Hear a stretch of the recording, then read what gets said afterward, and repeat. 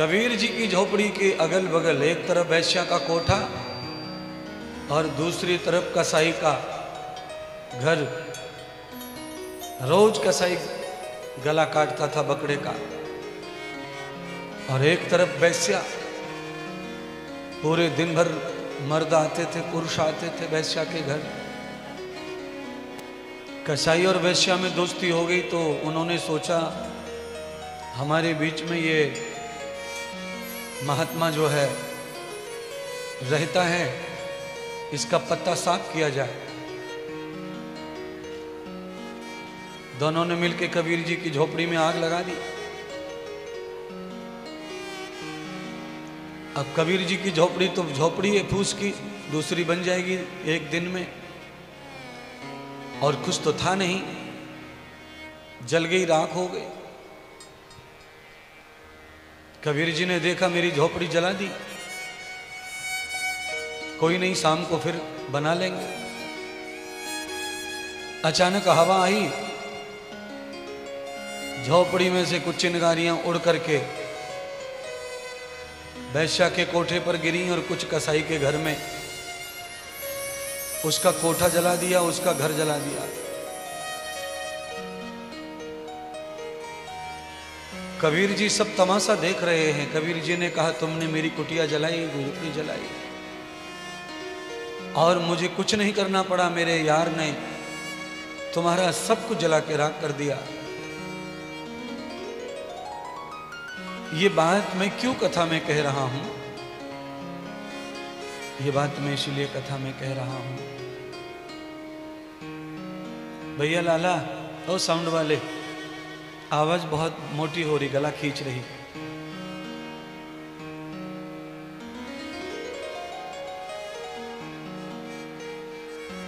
ये बात मैं इसलिए कह रहा हूं कथा में कि हम एक तो दुष्ट हों, दुर्जन विचार के हों, और हमारे बगल में कोई सज्जन, कोई भगत रहता हो, उससे हम जलते रहें। तो भगत और सज्जन का तो कुछ इसलिए नहीं बिगड़ेगा क्योंकि उस तो परमात्मा का हो चुका है। अगर हम उससे ईर्ष्या करते हैं, जलते हैं, तो हमारा सब नष्ट हो जाएगा, क्योंकि हम परमात्मा के नहीं रहे। इसीलिए सब श्रोताओं को मैं कहना चाहता हूं, भगवान की कथा गाने वाला, भगवान का भजन करने वाला, राष्ट्र की सेवा करने वाला, यज्ञ अनुष्ठान करके समाज को प्रदर्शित अनंत दर्शन देने वाला, ऐसा कोई व्यक्ति आपके बीच में हो तो उससे हमेशा प्रेम रखो, उसके साथ घृणा ईर्ष्या का व्यवहार न करो, नहीं तो उसका जो प्रकोप है वो बिना हाथ हिलाए तुम्हारा सब कुछ खत्म कर देगा। क्योंकि भगवान से एक बार अर्जुन ने पूछा, प्रभु आप सबसे ज्यादा किसे चाहते हो? अर्जुन को लगा कि भगवान यही कहेंगे, अर्जुन तुम ही मेरे प्रिय हो। पर अर्जुन के सपने पूरे नहीं हुए, भगवान ने ऐसा नहीं कहा। अर्जुन को लगा था ऐसा कि पूरे महाभारत में तो भगवान मुझी को सबसे निकट मान रहे हैं, हो सकता है मैं ही निकट हूंगा। पर भगवान कहते हैं नहीं अर्जुन, मेरा कोई प्रिय नहीं है संसार में। नस्त द्वेषाम नस्त प्रियाम। और देखो अर्जुन, मेरा दुश्मन भी कोई नहीं है संसार में। मैं किसी को चाहता हूं ऐसा भी नहीं है, और किसी से नफरत करता हूं ऐसा भी नहीं है। फिर भी कोई तो होगा जिसे आप चाहते होंगे। तो भगवान गीता में कहते हैं, ये भजन तमाम भक्त्वा ते न ते सुचापि अहम। मैं उसी भक्त को चाहता हूं जो भक्त मुझे निरंतर भज रहा है। या भजन्ति तमाम भक्त्वाम। निरंतर भजने का अर्थ क्या है? निरंतर भजने का अर्थ हरे कृष्ण हरे कृष्ण हरे कृष्ण कृष्ण कृष्ण हरे हरे, ये नहीं है। निरंतर भजने का अर्थ क्या है? तो भगवान कृष्ण कह रहे हैं तावतम कृत्वान भजंत युक्ताम, जो मेरे नहीं होने पर भी जो मेरी आज्ञा का पालन करता है, मेरे वचन को पालने वाला जो व्यक्ति है वही मेरा परम भक्त है। जो मेरा नाम स्मरण कर रहा है वह मेरा परम भक्त नहीं है। जो मेरे वचन का पालन कर रहा है, जो मेरे बताए हुए धर्म को पालन कर रहा है, वह मेरा भक्त है, वही मेरा प्रिय, वही मेरा पसंद है। अब आप सभी श्रोता कौन से भक्त हैं भगवान के? आपकी श्रेणी कौन से भक्तों में रखी जाए आज कथा में? तो भगवान जो कह रहे हैं कि रामा रामा श्यामा श्यामा करने वाले जो भक्त हैं, वह मेरे प्रिय भक्त नहीं है। वो भक्त तो है, मंत्र जाप करने का, नाम स्मरण का फल तो उन्हें मिलेगा, पर वो मेरे प्रिय भक्त नहीं है। प्रिय भक्त कौन से हैं? तो वो जो मेरा नाम भी नहीं जपते पर मेरी आचरण का पालन करते हैं, मेरे वचनों का पालन करते हैं, वो मेरे प्रिय भक्त हैं। इसीलिए मैं आप सबको समझाना चाहता हूं प्यारे बंधु और बहनों कि भगवान जहां भी हैं रहने दो, भगवान के वचन का पालन करना ही हमारा कर्तव्य है। सामने तो बॉस की सब सुनते हैं, पर बॉस ऑफिस में ना हो तब ऑफिस का काम ईमानदारी से करे वो वफादार।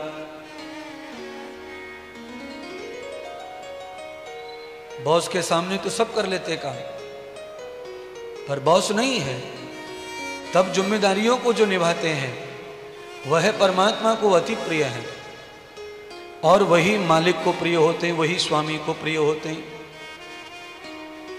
आप अगर वचनों को मेरे समझ रहे हैं तो अपने आप को बदलने की कोशिश करो। अच्छा, आप में से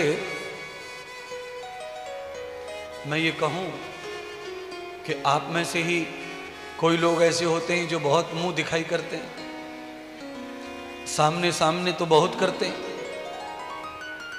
पर जैसे ही मालिक गया कि फिर आप बहुत आलसी हो जाते हैं, कर्महीन हो जाते हैं।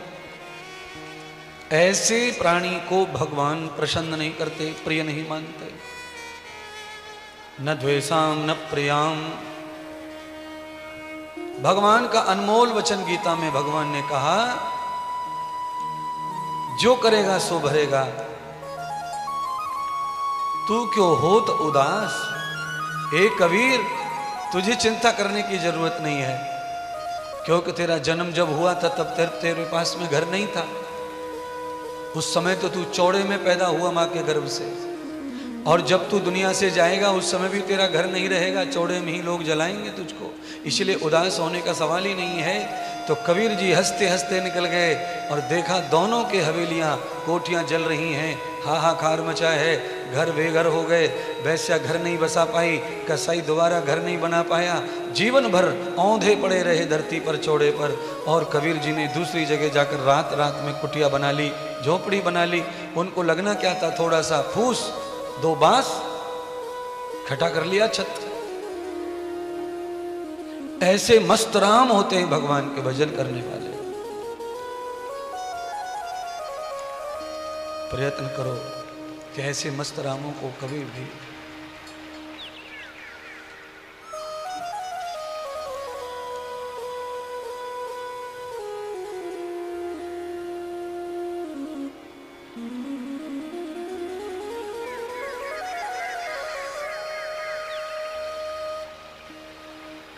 इन मस्त रामों की टोली में आपका भी नाम आ जाए, आप भी ऐसे भक्त हो जाएं। एक बहुत ही सुंदर पंक्ति महात्मा लोग हमें समझाने के लिए लिखते हैं, जैसी परिस्थिति हो वैसे ही जीवन को चयन करना चाहिए, परिस्थिति के अनुसार जीवन को बदल लेना चाहिए, काल जैसा हो वैसा वातावरण बना लेना चाहिए। उससे व्यक्ति को कष्ट कम होता है, परेशानी कम होती है, दुख कम होता है, और थोड़ा बहुत जो होता है उसे वो समझ लेता है। और आगे की तरफ बढ़ जाता है, सफल हो जाता है।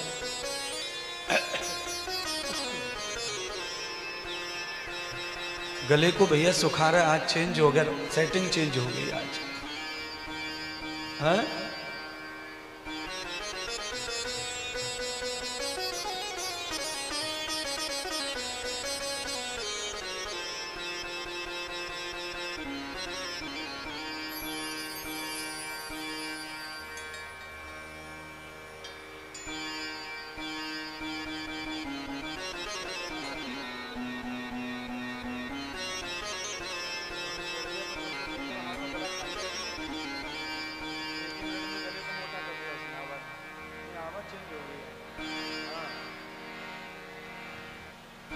इसमें से निकल नहीं रही आवाज बाहर, थोड़ी फ्रेश और हल्की आवाज करो।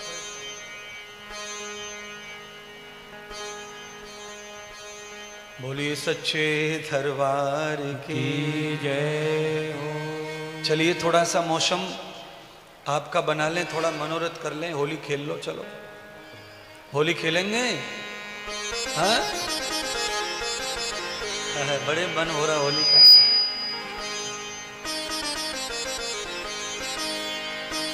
होरी में बड़े जोरी में तो पे मारूंगो पिचकराता ने गोरी, होरी में तो पे मारूंगो पिचकराता गोरी, होरी में तो पे मारूंगो पिचकराता गोरी, होरी में तो पे मारूंगो पिचकराता गोरी, होरी में। हाँ होरी में गोरी, होरी में होरी में गोरी, होरी में गोरी, होरी में होरी में गोरी, होरी में तो मैं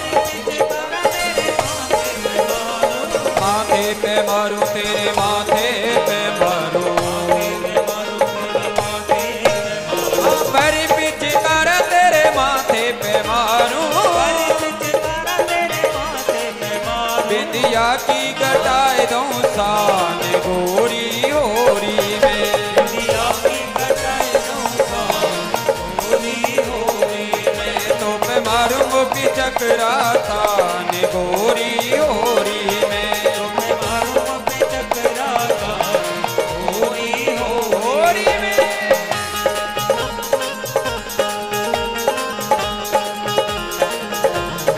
ये हो होरी होरी के रसिया की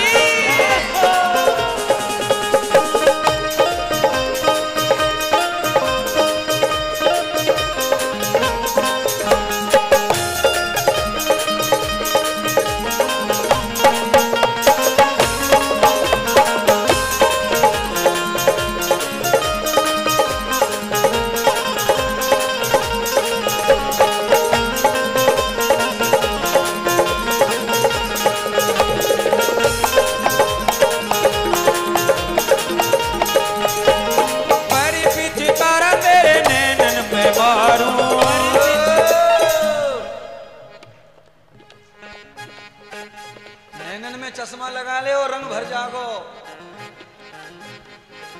अरे महाराज हम तो बिना कहीं लगा के आए चश्मा। इधर की पार्टी कैसे होली नहीं खेल रही है, क्या बात है पंडित जी, तरुण जी, गुप्ता जी, मोहन जी, भागवत समिति कहाँ चली गई? अरे बिना पुरुषों के कैसे होली होगी, दोनों चाहिए, रंग रसिया मन बसिया। भरी पिचकारा तेरी नैनन पे मारूं, भरी पिचकारा तेरे नैनन पे मारूं, भरी पिचकारा तेरे नैनन पे मारूं, नैनन पे मारूं तेरे अखियन में मारूं, भरी पिचकारा तेरे नैनन पे मारूं, गजरा की घटाए दूं सान गोरी होरी में, गजरा की घटाए दूं सान गोरी होरी में, तुम्हें मारूंगा भी चकराता गोरी होरी में, तुम्हें मारूं अभी चकराता गोरी होरी में। हाँ होरी में गोरी होरी में, होली में गोरी होली में, हाँ होरी में गोरी होरी में, होली में गोरी होली में। तुम्हें मारूंगा भी चकराता गोरी होरी में, तुम्हें मारूं अभी चकराता गोरी होली में। ये हो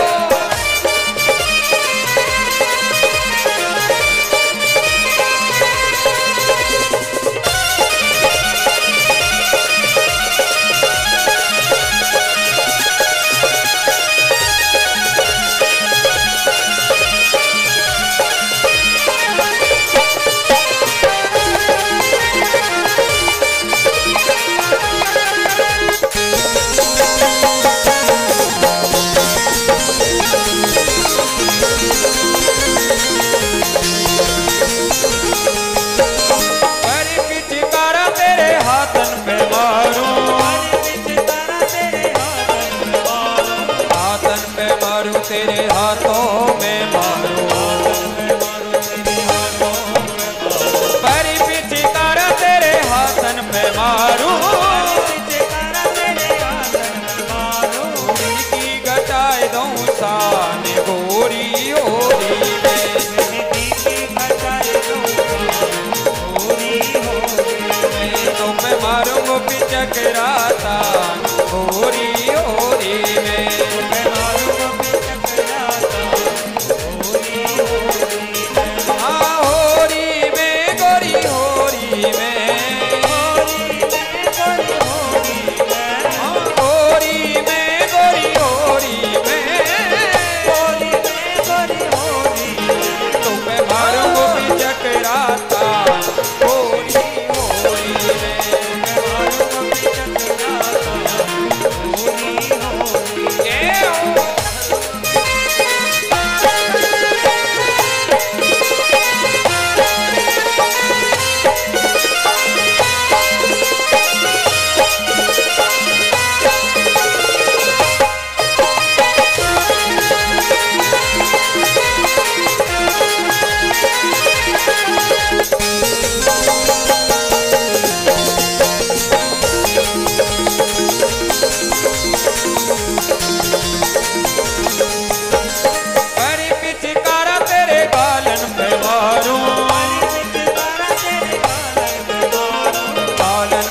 मारू तेरे गालन पे मारू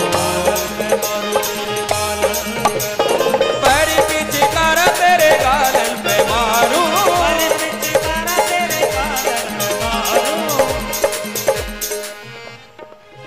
हाँ पैरी पिचकारा तेरे गालन पे मारू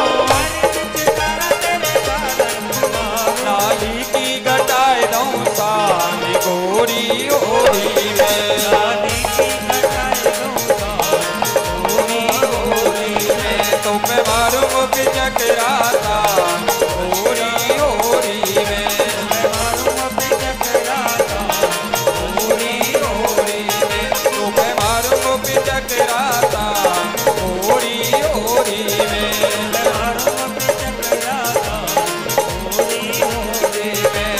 मारूंगो पिचकराता ओरी ओरी में तो मैं मारूंगो पिचकराता ओरी ओरी में तो मैं मारूंगो पिचकराता ओरी ओरी में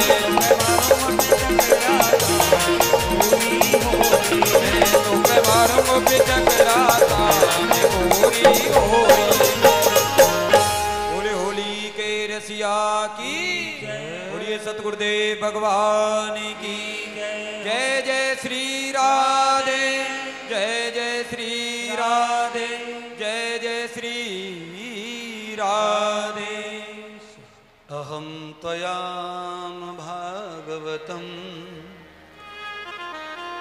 परमं नराजवल्लभम्।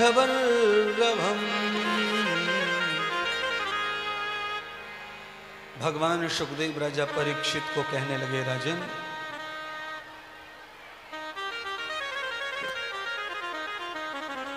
भगवान ब्रह्मा जी ने सृष्टि का रचन कर दिया।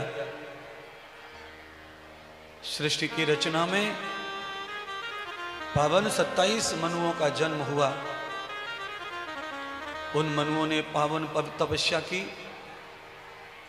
और उस तपस्या से समस्त मनुओं को ब्रह्मा जी का आदेश हुआ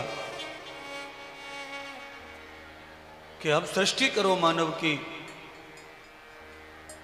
तब भगवान ब्रह्मा के बड़े पुत्र हैं वैवस्वत मनु, ब्रह्मा जी ने उन्हें शत्रुपा नाम की नारी दी और शत्रुपा के माध्यम से ब्रह्मा जी ने मानव सृष्टि का प्रारंभ किया।